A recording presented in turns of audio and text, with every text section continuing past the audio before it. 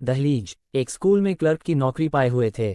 गांव में 2 कमरों का एक मकान, एक कक्षा, बुढ़िया अम्मा, एक गाय जैसी पत्नी लक्ष्मी, 2 लड़कियां, एक 12 साल की सीता, 9 साल की राधा, यही उनकी मिल्कियत थी। एक लड़का पैदा होकर चल बसा था, जिससे मधुकर बाबू बहुत खिन्न रहते थे। जब तब उनका गुस्सा बीवी पर उतर जाता था। आग में घी डालने की काम उनकी अम्मा कर देती थी। अम्मा खटिया पर लेटकर जब तब मधुकर बाबू को गरुड़ पुराण का वाचन करती कि लड़का पैदा न हो तो मुक्ति नहीं मिलती। लक्ष्मी छोटी बिटिया का नाम दुर्गा रखना चाहती थी, पर अम्मा बोली का दुर्गा रखोगी, जैसा नाम वैसा ही गुण आ जाता है। तभी मधुकर जी कड़वाहट भोलते बोले, इसका नाम तो लक्ष्मी है अम्मा, पर जब से हमारे जीवन में आई है हमारा तो बंटाधार हो गया। घर की दहलीज में ही औरत की जिंदगी और इज्जत महफूज होती है।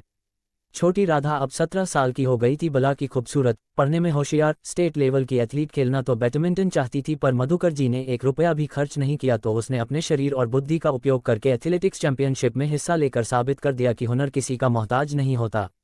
चैंपियनशिप में हिस्सा दिलाने की रिक्वेस्ट करने प्रिंसिपल सर मधुकर जी के पास गए। जब राधा जीत कर घर आई तो मधुकर जी ने कोई उत्साह नहीं दिखाया। राधा के 12वीं करने के बाद मधुकर बाबू उसके लिए भी रिश्ता खोजने लगे।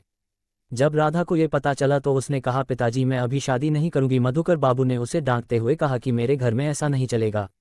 राधा पिता के सामने तनकर खड़ी हो गई, आप मुझे सीता दीदी समझने की गलती मत करना, ये घर मेरा भी है।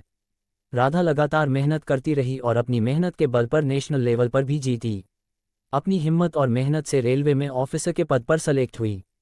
ज्वाइनिंग के 6 महीने बाद घर आकर अपनी माँ से बोली, माँ तैयार हो जाओ, अपने घर चलेंगे। लक्ष्मी हैरत से उसे देखने लगी। मधुकर बाबू खामोश थे।